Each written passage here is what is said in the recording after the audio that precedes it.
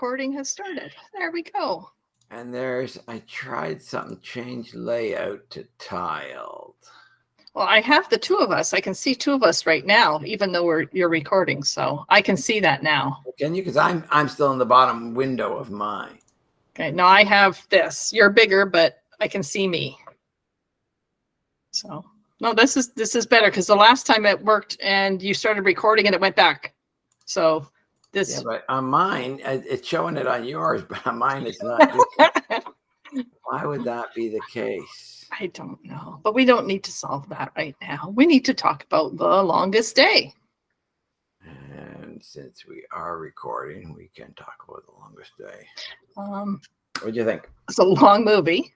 I actually watched it in two parts. I just paused the war and picked it up, but I liked it because I'm sort of interested in World War II. I didn't think it was a great movie or anything, but it hit a lot of the markers that I thought I wanted to hit. I was watching the Frasier and they were talking about their favorite movies and they're fighting over which movie to watch. And Martin Crane, the father, said, "Oh, we have to watch The Longest Day. It's got a war and John Wayne. What else do you need?" It's like, that's cool. Kind of like, so yeah. When you normally, I've heard that line before, but I didn't know the movie, so I'd never seen it. What did you think? Yeah, I liked it a lot. I thought it was quite well done because I watch a lot of war documentaries. So I was very keyed into seeing tons of mistakes, and there were some, but all in all, it was pretty well done. The tedium of war, the mistakes of war, the futility of war, the waste of war, the fact that send a bunch of paratroopers in. Oh, they're all dead before they hit the ground. Yeah. They it's almost like they said, okay, what are the things? And let's hit all of those markers. So it almost reminded you of a documentary. In ways, yeah. In a lot of ways. But I thought that was a good way to do it. We're removed enough from World War II to find this fascinating. But there's things that I didn't think about. And it's like, oh, cool. I'm glad they included that. Yeah. So I really was disappointed at the very end when they said the boots, because I noticed the boots. And I wondered if you'd noticed the boots when he put them on. Did you? Backwards. Yeah, they were backwards. Okay, so I noticed that, and because they obviously showed him putting them on and then walking with his right foot on his left and his left on his right. Yeah. I went to ChatGPT to say, is there a famous general in World War II in the German thing that had his feet on the wrong feet? Yeah. And there wasn't. No. In fact, they said when I said that, they went, "Oh, in the movie The Longest Day, that was just for comic relief." And I'm going, yeah, because I didn't quite get the it should have been more powerful. And I'm going, I must have missed something that I go, oh yeah, okay, there he is again. And it's like, because there's lots of stuff they showed they don't bring up again, but at the end they pulled it together again. So it's like, okay, there's a meaning that's deeper than I'm not getting. But there was so much. They included so much. I mean, I liked it that you saw from the French underground's point of view, from the British getting ready point of view, the monotony of getting ready, what day are we going to launch? Well, we can't keep waiting. Yeah. You got to feed these people. You got to keep them ready and on the ball. And there's so much of that. And they gave the German side of it, and they used the original language, because there's nothing that takes me away from a movie as much as the wrong accents or whatever. Like Sean Connery, is a Russian submarine commander. He's talking like it's like the one thing that got me a little bit was John Wayne was supposed to be a Vander something, so he's a Dutchman, and it's like, well, John Wayne doesn't sound like any Dutchman I've ever heard. So those little things, but they packed a whole lot of movie stars in there. I didn't even see them all. Like when I saw the Fabian and Paul Anka, guys who I wouldn't have recognized, without being in their, other persona or their other like kind of costumes. But they added a lot of stars. That's for sure.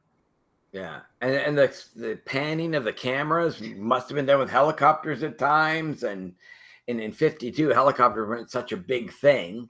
Yeah. World War II, they just sort of started. And, this is not long after World War II. Yeah, there was some original footage I could tell every once in a while, just a little bit of that. But yeah, no, and it spanned countries, languages. Yeah, just there's so many details that it's like I never knew that the Beethoven's Fifth Symphony is dun dun dun dun, and that's the Morse code for V for victory. And it's like, who knew that? I didn't know that. So when I heard that, I'm incredibly doubting it. Right. I sort of, it's one of those things they do after, yes, and then they say it. Yes. Not before. First no, because Beethoven did not write it planning that. And Morse code did not go, oh, let's do ... because that's Beethoven's fifth. So it's just a happenstance. But did you catch the music that was playing? Did it remind you of anything? No. What? Hogan's Heroes. They had well, it's the fife and the whatever, but it was it's like, okay, there must be a military type song that they kind of went from. But did you know that Hogan's Heroes theme song has words? Oh, does it?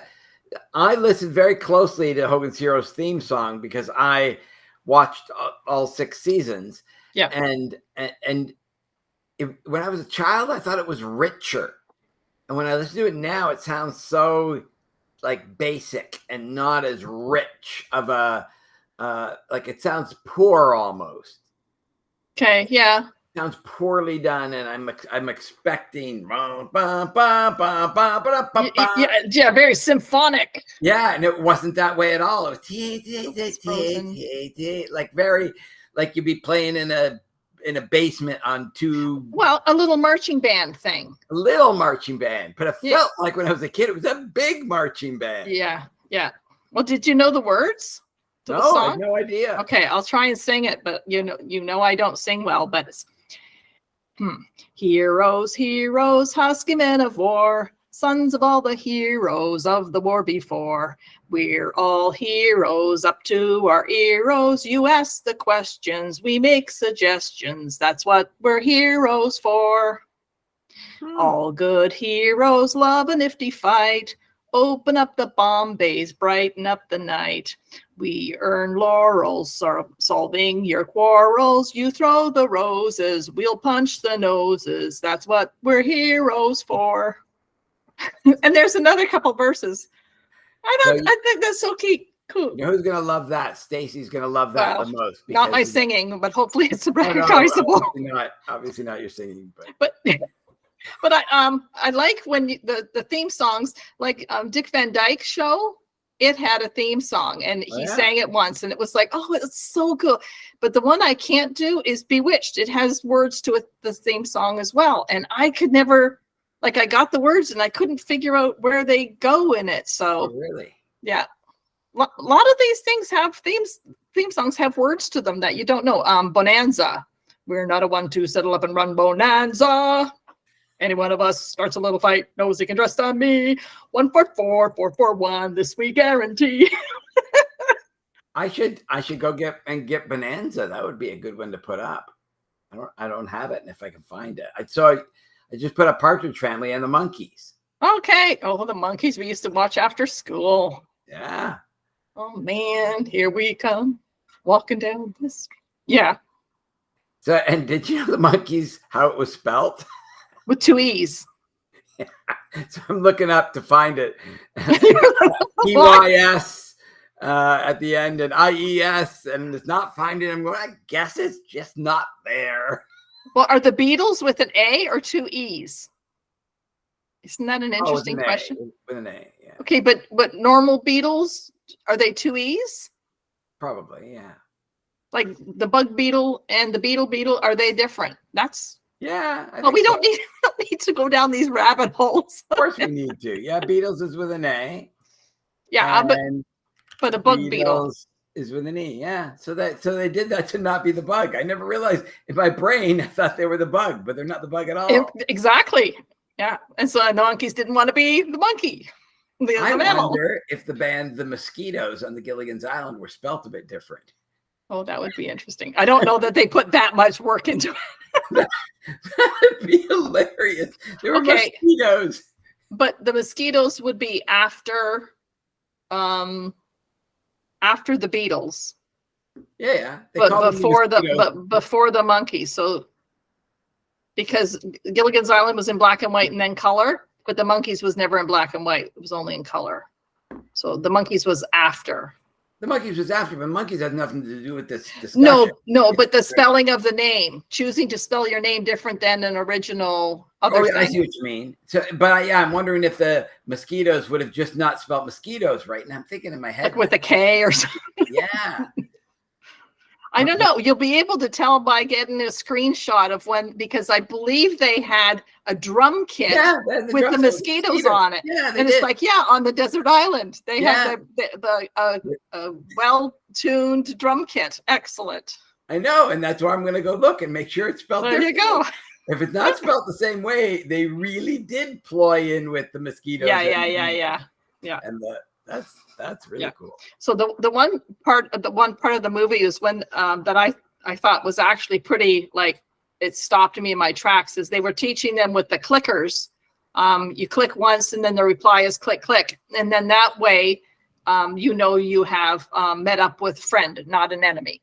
And so they had these little toys that they would click, click, and they were good to go. And my comment was like, brilliant. Oh, that's great. Not realizing that once they landed, the sound of click and then the click, click was the enemy loading the gun. Yeah. That was like, oh crap, that was a mistake. And how many people died because of that? And that was just an interesting, like, they did take, how many people died because of that mistake? How many people were waiting? The idea of shooting, like the French people invading their own land and shooting up their own bridges and villages and things like that. And the paratroopers that were stuck, and you shoot them and you leave them up to, and just, there's so many markers that they just hit and explain so much. The resistance, the enemy, the allies, the wrong beach, all kinds of stuff. I didn't know that the other three beach names, or at least the other three, let me see. What were the names I wrote? I knew Omaha, Utah, Juneau, and Normandy, but I did not know Sword and Gold in Utah. Yeah, no, I remember. I didn't remember Sword and Gold. I remember hearing it now that you say it, but I do remember Utah. Yeah, but I didn't know that before. And my guess is because, like, we knew Normandy because Canadians were involved or whatever. To be honest, I know less about the D-Day and more about the end of the war, when the Canadians liberated the Netherlands, because that's where our story originates. So that's why I know that part of World War II a lot better. I tend to know the Pacific stuff a lot because I've watched. I've watched Midway a few times. The original movie, Dad took me to see Midway. Okay. Midway and Tora. We saw both those movies. Okay, I saw A Bridge Too Far. With who? I think Anita Westerhoff and Mark Wetzlar. I tagged along on their date in high school or something. So, and then The Hiding Place was the perspective of the concentration camps. And those stories I found fascinating. Like, I read Elie Wiesel's story, and then we have our own family story on the Joldersmith side of Martin's mom had in their town a picture of, they have two girls that they were friends with, and how you get a picture during the war, like a studio picture of two girls. Like, that's actually pretty remarkable. I believe there's just one or two original pictures, but somehow a lot of people in that family had that picture. And then I tracked down those two girls, and one of them died in the concentration camp, and the other one went on to live a happy life and got married and so on. So it was fascinating to track them down. I still haven't solved everything about that, but I found out what happened to the girl in the picture. So I find that fascinating. Well, it's the total waste of war that I liked how they showed that. Yeah, the futility of it all. Yeah, send the men in. It's dead. Oh, okay. Send some more men in. Okay, he's got the wire. He's at the bottom. Oh, he's killed. Somebody else go run back, grab the wire, pull that in. Yeah. And well, you might die. There were stories in Russia, on the Russian front, where there would be 2 men for every rifle. So the guy with the rifle went ahead, and the moment he was shot and killed, the guy behind would go pick up the rifle and go. The rifle. Yeah. So the into the army, they would spend their times with too few weapons for each person. And yet they would make that work. And it's funny because the scenes on the beach of the devastation and stuff like that, I'm thinking, I'm really glad I'm not male, so I wouldn't even have to be part of that. But what I thought it was like, I'd love to go in afterwards and clean up and find, things that you need to keep still. And, oh, look, this gun still works. And here's this, and try and reunite it with something, and to find all those, to clean up. And to, I guess it's called forensic, but you go in and you find what's of value and keep it and so on. Like the helmet on the beach is the picture that they had, right? So, and then what is of value now might not have been of value then. Like, oh, this is garbage. This is a ration packet or something that they threw out. But now it would be, an intact one would be worth a lot. Have you seen people who find those intact ration kits and eat them now? Oh yeah, okay. They exist on YouTube. Yes, of course. Find 50-year-old food and eat it now. Yep. It's amazing. Yeah, and sometimes it's like, this is the grossest stuff ever. Sometimes this is edible. Oh my goodness. Yep. Who thought fish could last 50 years? Yeah. Yeah, so that was I liked the code words they had. John has a long mustache. Yeah, we know now, we could go ahead or whatever. And I like that. Sort of cool, but you didn't know how each found out their codes. Right. They didn't sort of say that. Like, how does the French underground hear a sentence and they know that means this and another sentence means that? I mean, that's why the Germans didn't even want you to have radios in World War II in France, because that's exactly how they were going to communicate. Well, they were talking about okay, they said a line, and it's the second verse was the line is, and it's like, how do they look that up if they don't know it? It's like, now we would I'll Google the second line of that poem, but they didn't Google it back then. How did they know the second line of that poem or whatever? But I'm even thinking, how in making the movie, you don't have all the radios and like the way of organizing. So how do you train all those people on that beach? You guys run up here, bombs are going to be going off right next to you. And they were very close to people at times. Yeah. Like there were a lot of, I wonder how many people were injured making that. Sure. Yeah. The actual numbers might've been interesting too, because it was just, I love you got a snapshot look at a whole bunch of like real life characters. They didn't, they don't have a lot of made up people. So it would be interesting, like boats, paratroopers, the men who were on, and then with vehicle. I love the vehicle when John Wayne broke that's a compound fracture of your ankle, sir. And he says, well, put the boot on tighter. And just started walking on it. And it's like, that's I'm going, I don't think so. At least they had him, they were pulling him on a wagon afterwards. But it's like, no guy is walking on a compound fracture of his ankle. Probably not. Not even John Wayne. Although it's war, I don't know. You're going to get a bit of an adrenaline pump for some of that. So there's hockey players that have played with not compound fractures, but yeah. And it's also the fact that he's like, he breaks his leg and the guy touches it, goes, yeah, compound fracture. No X-rays, no nothing. I could tell. Yeah. And the nurses, the nuns coming in. I thought that was a good one. Yeah. No, I thought it was silly. They weren't. Bombs are going off. The part of the building's falling down. They're walking. We're nurses. She looks at something and picks up some gauze. No, but I like that there was females in there at all. They had one female resistance worker, and then they had a couple secretaries handing papers to the bigwigs. Other than that, there was no females. No, there were some wives of the German soldiers. Yeah, okay, yeah, there's a few of them. There were a few women there. Yeah, definitely. Well, it's good that it would have been a different movie if you're concentrating on the female aspect of war. I just don't got a series and I don't remember what it's called. I've just put it on. Let me see if I can figure that out. And it's about World War II, I think, and it's behind the scenes, like the people's lives, not the war Right. stuff that's going on. Well, like the resistance is the part that our family knows the most about. Uncle John was killed, and Omiyan was killed. World on Fire. That's what it is.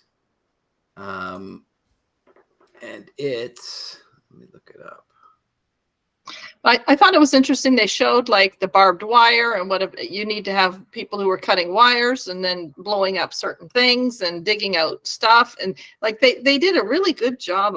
That's the part I think I'm most I thought a lot of it was even blowing up the telephone line so you'd break the communications. And they sort of go, oh, well, it's happening. We know what to do now. We have our job set at the underground. When D-Day happens, we need to blow their communication lines. Yeah. And a bunch of things like that Hitler was sleeping and they didn't want to wake him. And that might have been why, the tanks weren't sent and stuff like that. Like I thought. True story. Like I knew that piece had happened. Yeah. And I think the line I liked the most was when the one guy said, sometimes I wonder what side God is on. Yeah. That was German who said it. Yeah. That to me was the most heartbreaking, because it's like, it's really saying everyone thinks God is on their side. Yeah. Everyone always does. Killing all the Jews. What I mean? Yeah. And it was like, but yeah, the bagpipers, the engineers, the weathermen, the support staff, like it's just, there's so much the details were included. So that I appreciated. Even the radio guys, the chaplains that are coming over, like, in other words, and I think we're realizing about war, it's less honorable than it was. I mean, it used to be that you'd, like in the Civil War, you would go in your red and white outfits that were clean to march off, and you're totally visible. Then there's more camouflage, but they still had their chaplains with them and their bagpipe players. Bagpipe players. What did you do during the war? I blew the bagpipes. And now war is much more just about being camouflaged and shooting your opponent and setting up bombs and calling in airstrikes. And it's only about the death part of war. They don't, all strategic. The frivolous stuff is sort of, they realize was a big waste of time. Yeah. Well, it's funny because I'm trying to think of World War II is like, okay, World War I, we were on the winning side. And World War II, we were on the winning side. But was there a winner of Vietnam War, or did the Americans just kind of lose and not talk about it, or did they win? Like, I don't even know. The Korean War. I had a conversation with Debbie once, and she said, well, America's won all their wars. And I went, I don't think they won Vietnam, did they? No, they didn't at all. They didn't. Pictures in the helicopters on the roof of the hotel with the people crawling up, and they got out. No, the Vietnamese overtook South Vietnam, and yeah, they lost miserably. Yeah. So maybe that's why it's not called a world war. It was just a skirmish. We weren't really trying to. It wasn't a world war because the amount of different countries that were involved. Right. Yeah, it was pretty much isolated to Laos, Cambodia, Vietnam, that kind of area of the world. So like the Korean War, I mean, yeah, they essentially didn't win the Korean War. There was a stalemate, and they stopped fighting. And actually, it's still on right now. They just, that the Korean War, there was a truce, but it was never over. Right. So right now, that's why they have the demilitarized zone that's 100 yards across, and the people can't go from one side to the other because they're still at war. Not even technically, they're still at war. Right. For 50 years. Like, well, and World War II was just so because Indonesia was involved, and Japan and Russia and Italian. Like, I didn't even know that the Italians were on the wrong side of the war. It's like, who knew that? So in World War I, the Italians were on our side. In World War II, Italians were on the German side. Isn't that hilarious? And Russians were on our side during World War II, no? That's oh yes. Yeah, they So were. it's like, yeah, the friend of my enemy. But they knew, enemy of my even friend. as World War II was happening, they knew that Russia was the next big thing, and that's what you have to worry about. And so there was a lot of worry of, do we tell Russia our secrets? Do we not? Like Britain and America exchanged a lot of the secrets together. In fact, at the beginning of the war, even before America got into the war, a bunch of the secrets from Britain were sent to America, including the jet engine that they had invented in both Germany and in England at the same time. And so America then got the jet engine and were able to work on that and play with that. And the Britons weren't very included in the atomic bomb, other than some scientists that were there for it. But that was pretty much an American project on their own. Yeah, and some wars had an ending. World War II ended, and like the Israeli-Palestinian thing has been for decades and millennia. They've been fighting, and I don't know if they'll ever stop. So there's some skirmishes that, World War II is done. That's been settled, and that's what it is. The one thing about this D-Day too, it was called the longest day, and that's great. But part of it is like, okay, it's just the beginning now of the end of the war, because it didn't. Another year. Well, was it September? That September that they finally. It was No, a year September. Year. That was 44. June. Okay. So in May is when Holland was liberated of 45, and then it was in September, August. The atomic bomb was in August, I think, maybe September. I think it was August. I seem to remember World War II was over in September. I mean, but they signed the agreement in August. Yeah, I thought it happened pretty quick. Yeah, I think it's the end of August and September 6th or something like that. Whatever it was, August it was 6. So when did WW2 end? Well, it depends on how you call that. Well, when they signed it on the they signed it in August, I think. On the boat. Yeah, I think it was August 2. I'm going to see what they say here. I thought it was the end of August. Yeah, because the 6th was Hiroshima. 9th was Nagasaki. May 8th, 45 was VE Day in Europe. VJ Day was August 15th. Okay, but then wasn't September was the actual date of something? Official surrender ceremony was September 2nd. Okay, yes. Yeah. So I knew it was the word September was in there, but yeah. So what is the end of a war, right? That's stories about like they've signed the paper. when you decide not to fight anymore, when both sides lay down their weapons, and then usually the victor goes into the territory of the loser and dictates what's happening. And you do a surrender, but you don't do the final surrender, which is what's happening, what you're accepting, and what you're doing with the POWs and all that stuff. Yeah, all that other stuff has to be ironed out. Yeah, no, war is fascinating. I am glad that we don't really have experience with it. We don't have military family members so much that have been in war. The resistance. No, we experience it. We're all part of war. We get to put a Ukrainian flag on our Facebook profile. No, I know. Yeah, and that means we care. Yeah, we're part of the war now. We are doing our part. Well, we're picking a side, is what we're doing. Oh, yeah, no, that's right. Like all those people that have supported Ukraine and wanted to back them, they're essentially responsible for 100,000 Ukrainians dead. Yeah.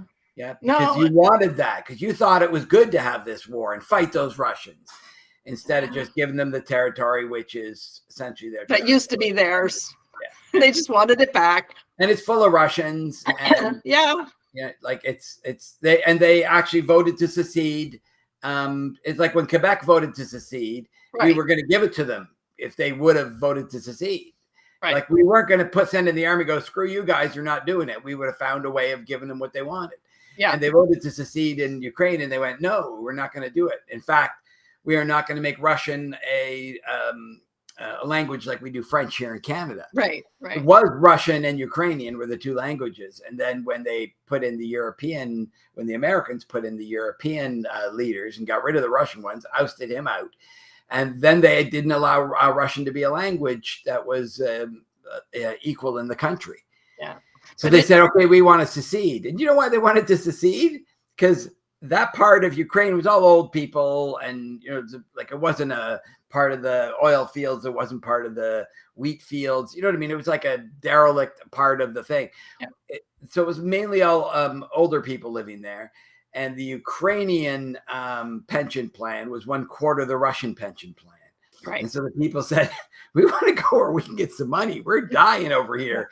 Let's be Russian. Yay, Russia. And we're Russian anyways. We're 65% Russian and 35% Ukrainian. Yeah. Let's go do this. And they went, no, we're not gonna. Let's put all the arms in the world and give them billions and billions. And when you give them $40 billion in aid, you know that $38 billion is going to the oligarchs in their bank accounts, in offshore accounts. And $2 billion gets spent on food and rations actually for helping the war people. Guys to be able to go out and fight the war a little bit harder. It's an absolute waste of money. Yeah.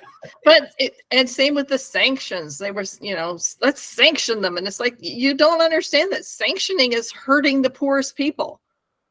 But no, so not only that, sanctioning just threw Russia into China's arms. And China and Russia were essentially, wouldn't say enemies, but not. They weren't getting along. They weren't cooperating for the longest time. And now they're super cooperative. And they've actually pulled the US dollar as being the reserve currency of the world. And that's gone. And now that means the U.S. has so much less control over everything that's happening in the world. Yeah. And they did that by sanctioning Russia to death. And Russia, we can't be on the U.S. dollar anymore. We have to find a way out of this mess. It's hard for them, but they did. Yeah. No, it's America. It's very interesting. Yeah, that's for sure. There's always, it's so multi-layered and woven together that none of us can really explain it. Because like we want to have black and white, bad people, good people, but it's not that way. There's always going to be innocent people. What do we do?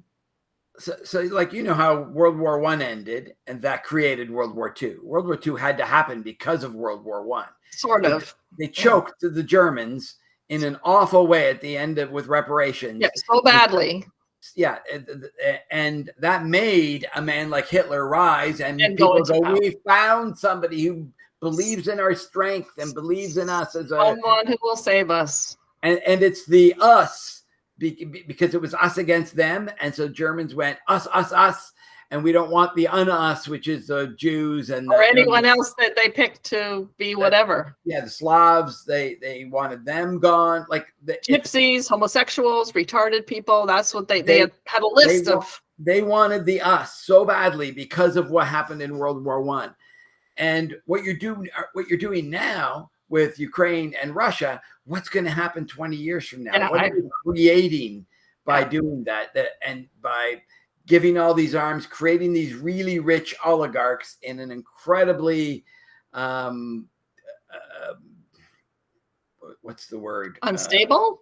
No, when you're like in Mexico is a very third world. You're bad people running it. Why can't I think of the word? Okay. You're when you have gangs and organized crime. Yeah, I was thinking of the word. I was just saying it the other day. Anyways, it's how badly the people are in Ukraine are being ripped off. Yeah. Like how much of what's going to happen 10, 15 years. What are those people going to do and feel when they've lost everything?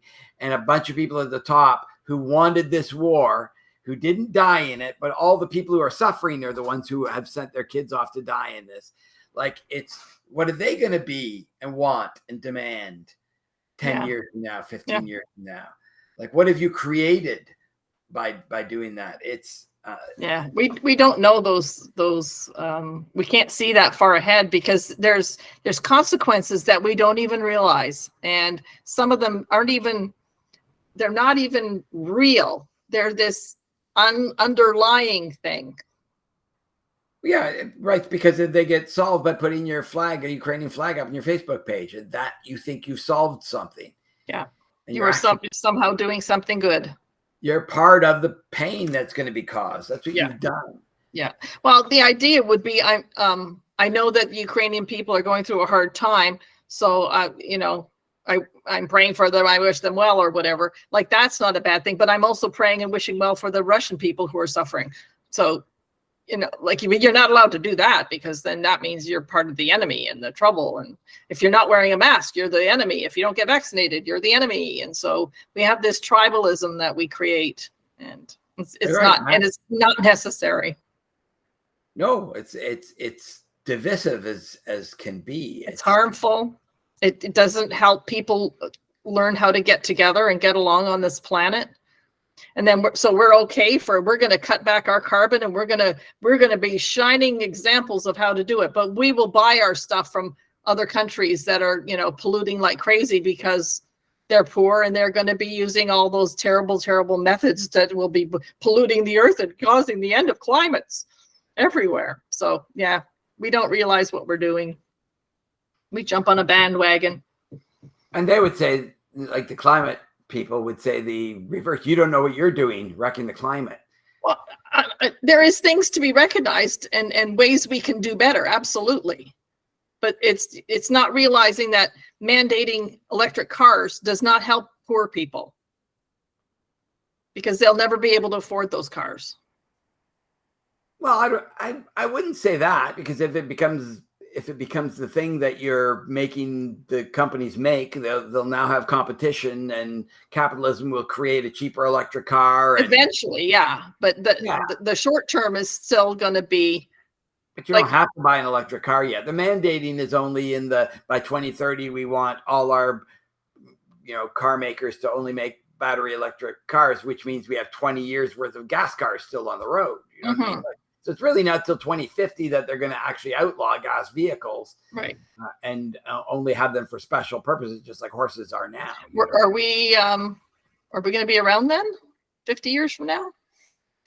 30 years from now? Yeah, we'll be around. Why won't we be around? Well, I don't expect to be living past 90, although who knows? Yeah, but that's 30 years from now. Okay. You'll be here 2050. Like, you got to realize the average age of people is going up. Yeah, it's a miserable existence for many of them, but that's here was a cool thing. Did you you know how they said in like 1800s, the average age was 42 years old or something like that? Yeah, right. That didn't mean when you got to 42 you were going to be very close to dying. No, there was a bunch of people in their 20s who died, and then a bunch of people who lived to their 80s. If you're born at 1 and somebody else lives to 100, the average age of death was 50. Yeah. So an average age of dying at 40 years old just meant a lot of children died. Yeah. And that brings it down. Because I was looking at, like, some famous, people who won Nobel Prizes and physicists from the 1800s, like Newton and mathematicians, and they all lived to like 60 and 70. And going, why are all these smart people like living so old when everybody average age of death? And it's because if you did get past 40, you had a good chance of still living to be like reasonably. Yeah. If you survive childhood, and especially as a people, if as a man surviving working, and a woman surviving childbirth. Yes. Those were the two things like that took out people. Men work, and women childbirth. Yeah. So once you survived that, you had a reasonable chance of getting a little bit older then. Interesting, though. Eh? The thing is right now the average age is 80 for a man and 84 for a woman, or something like that, right? Okay. Amongst those kind of numbers, but we also have to still use the fact that some children are dying now. Yeah. So by the time you're at 84, but that's 25 years from now.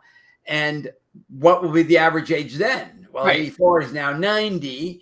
And that 90 also put in the fact that some people died at 20 and 10 and 4. And even though it's less and less and less, that still exists. And therefore, your real age of once you made it past 50 is 100. You know what I mean? Yeah, like yeah. it will just be there. Yep. That will much more be the norm 30 years from now. And you'll still be walking your streets. Yeah. I was in Grimsby.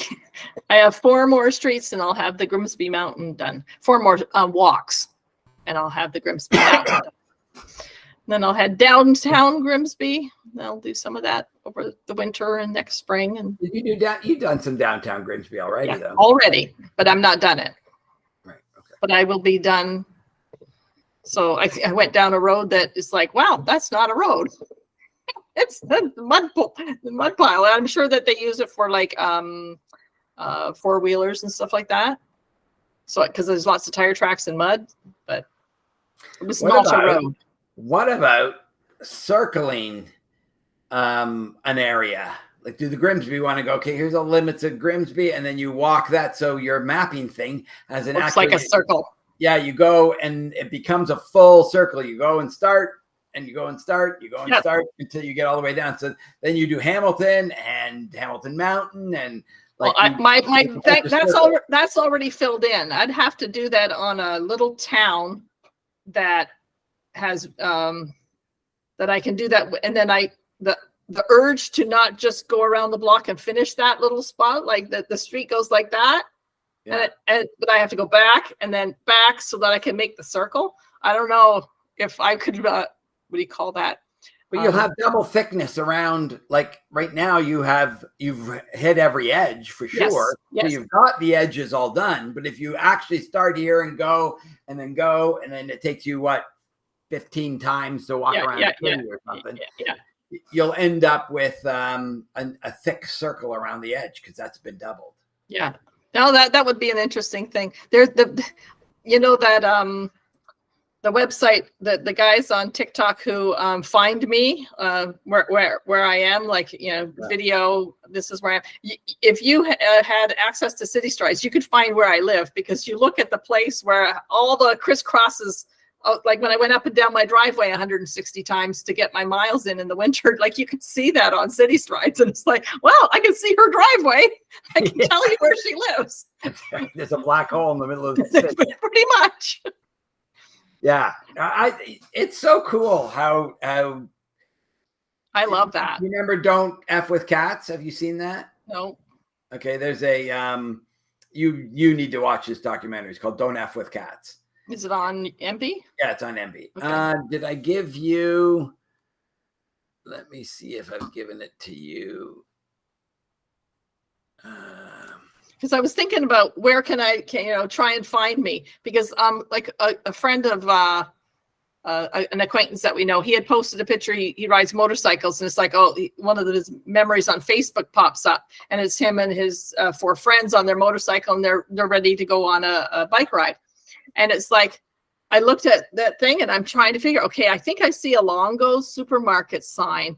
And so I Googled all the Longo's, and it looks like there's a pharmacy attached. So, okay, I'm going to find them. And so I found it, and I went to the place and I Googled Street View, but the street sign was not in the right spot where the exit was. And it's like, okay, this is puzzling.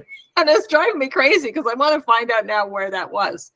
Because it was looking out the bit of a valley. And so where is that? So I haven't found it yet, but it was one of those things that it sends me on these little hunts that I like looking for stuff. So you know how I've set, now you have 2 TV series ones, right? You've noticed that, right? On MB. Which one? What do you mean? So because you've watched the new Frasier in high def. Okay. Yes. You noticed probably the other day, you just all of a sudden watch it and went, oh, this looks incredible. It's a lot better, yeah. Yeah, so that's the high def version of Frasier.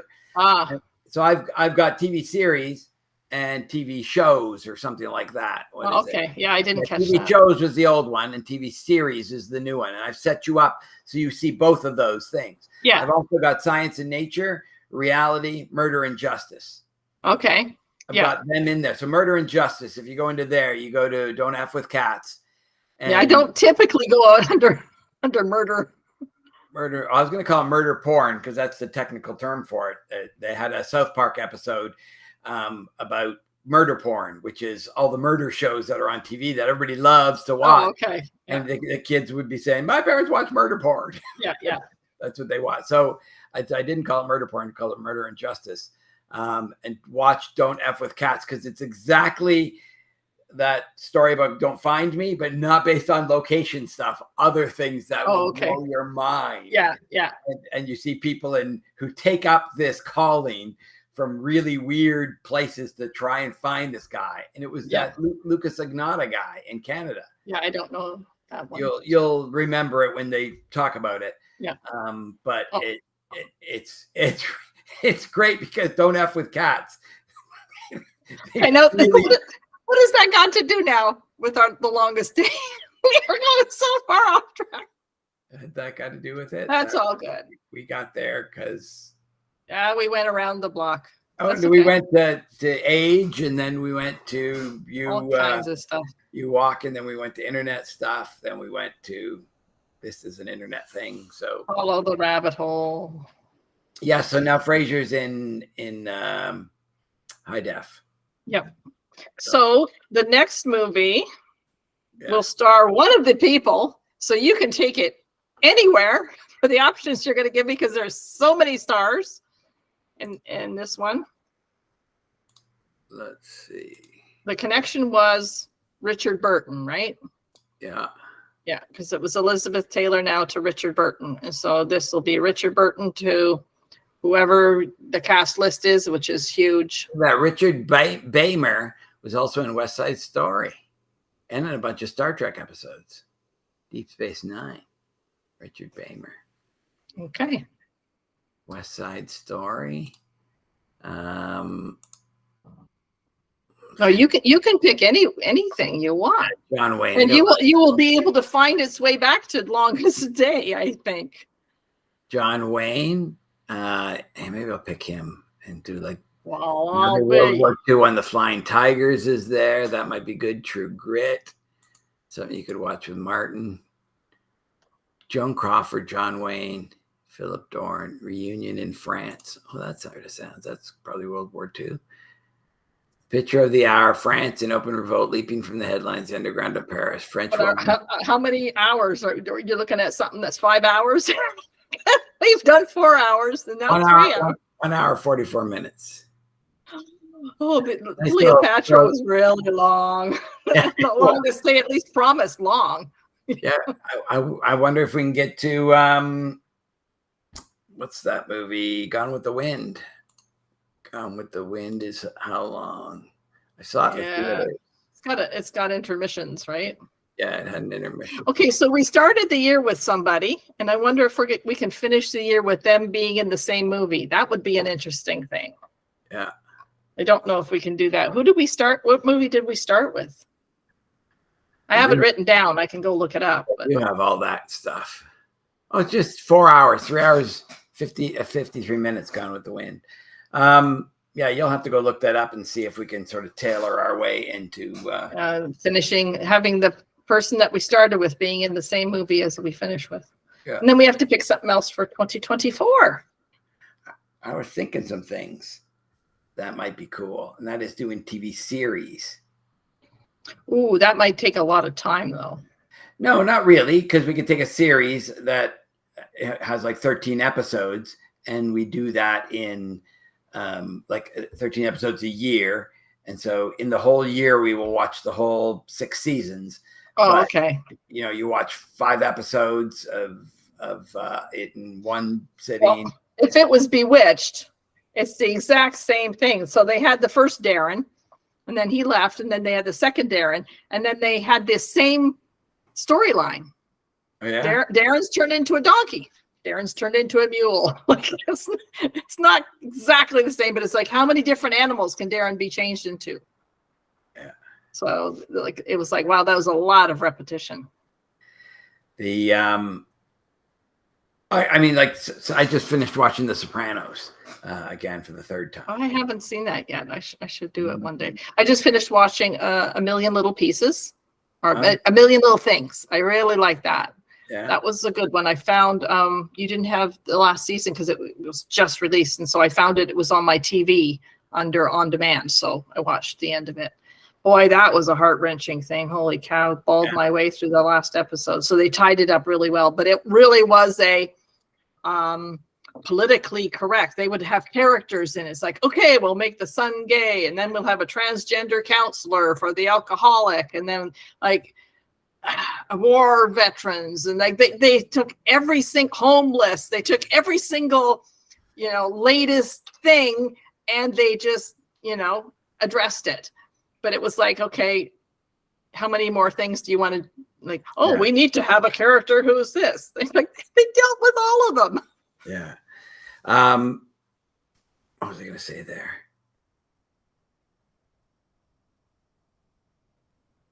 It was brilliant, I'm sure. No, it would be a waste of your time. Just probably something to watch. World on Fire looks good. I think I'm gonna try and check that one out. I think I know what I was gonna say. I don't know that Sopranos is for you. Right. And I have to be in a mood for it. But there are some things that were pretty tough. Like Game of Thrones was like wool in places, but I found myself. But that was fantasy. Ooh, this feels really real. Okay, yeah. When they off somebody. I mean, a lot of it's done at a strip joint, so there's girls dancing around nude a lot in the show, and you know what I mean. Like it doesn't do a thing for me. So no, but yeah, I know. Just there's a lot, and it's very casual, and the murder is casual at times, and like it's like I tried watching The Departed, and I just found it too rough, and the language too. It's like I get, maybe I wasn't in the mood for it, but apparently like it's supposed to be a good movie, but it's like I didn't like it. But maybe it's just the frame of mind you're in sometimes. I don't know. The Departed. Leonardo DiCaprio and maybe Jack Nicholson. Oh, it's a movie. Yeah. Okay. So there's Departed, DEP. I'm usually willing to give something a try, but when you look at 13 seasons of a show, it's like, do I really want to tackle? But for me, it's great. Like I'm watching Frasier now because I have insomnia sometimes, so I get up and I watch, and it's a really great way of counting your sleep. So I can't at 1 o'clock in the morning, I still can't go to sleep. So go downstairs, turn on the TV, and I watch an episode, and then I drift off and I wake up and 3 episodes have passed. So I slept for an hour and a half. I go back and watch it again. So that's actually a good kind of way of, checking if you're asleep or not. Have you done the breathing techniques to try and go to sleep? There's some pretty cool. There's one I saw, and it was what they teach you in the Army, because you need to get to sleep. You're all hyped up on stuff, on adrenaline, and yet you need to go to sleep. So there's a way of breathing that within 3 minutes should be putting you to sleep. And there's another one where you rub your palm a certain way. Yeah. And in doing that, it almost hypnotizes you into lowering your heart rate, because that's what you need to do. You need to get your heart rate down, because then you can sleep. With the blood flowing, it's telling you not to go to sleep. Yeah. It's always my brain, and sometimes my heart's going 90 miles an hour, and it's like there's no great reason for it. Yeah, there's a few tricks. Go to TikTok and just type in can't sleep remedies. Yeah. And you'll see some things to try, whether they work or not. Right. That's different. And then do you eat before going to bed? Usually not. Yeah. I just realized lately that I sort of done it all my life. I would sometimes eat before bed. I wouldn't even think about it as a thing, not eat or eat before bed. Mm-hmm. And then I would lay down and go to sleep and almost throw up in the middle of the night and have an acid burn in my throat because acid reflux. Yeah. Because I'm laying down in bed sideways after just eating. Yeah. It was as simple as I just had some chocolate before going to bed, and that's coming back. Yeah. Yeah. No, I, for the longest time, I didn't do that. Didn't eat after supper, but then every once in a while, sometimes I'll just take up a muffin or a bite of something or a couple of grapes or something. But yeah, you're right. I used to have problems with the acid reflux, but I don't have that problem so much anymore. So And then if it happens again, then I'll go, oh, okay, I'm gonna stop doing. But I'm trying not to do that. I was really good with the diet, and now I'm like, yeah. Yeah, I got to get back into intermittent fasting. I might try and do that wholeheartedly in September. I can do that. That's a manageable thing for me. Right. So. Okay, so we'll see what movie is next. And did I record this? Yes, I see the little red dot button still on. Okay. We can. So we'll see y'all next month. If you've lasted to the end of this, kudos for you. You deserve a sticker. Do you even know how many people watch this thing? I've never looked at the YouTube things of videos. Yeah, sometimes it says so many views. The thing is you can ask people to put comments, but I rarely do that because I'll watch a video and it says, I want a comment. So I go to comment. It says, please sign in. It's like, oh crap, I got to go figure out what my sign in stuff is. So 34 people watch Cat in a Hot Tin Roof. Cleopatra, 32 people. Holy smokes. Who are these people? Jeez, yeah. Well, I have a link. I have a link to it from my blog. So once you put it up on YouTube, I embed it on my blog and then I post it. And I do have, like, Francis says, I love you listening to you and your brother talk. It's like, really? Keep up the good work, Jeff, from Hunter Smith. No idea who that is. You must. It came on one of the things. So the analytics say 2.7 hours of the Cleopatra one was watched. So 2.7 in total. Yeah. And it was only how long? Well, it's probably an hour long. So that means of the 30 people watching it, 10 minutes average each kind of thing. Yeah, 32 people, I think. Yeah. Oh, that's interesting to see. If I wouldn't have thought we'd have 30 people, even though for 10 minutes. I mean, somebody would watch our thing for 10 minutes. That's pretty freaking cool. Yeah. Like I did not think that would be the case. Lincoln, only 14 people. Yeah, I don't put the blog. Well, sometimes I put a link to the blog on the on my Facebook page. Because other than that, it's just subscribers, which I don't have very many. That's all okay. Yeah. Okay, so we'll see you all next month when we have the shortest day. Bye.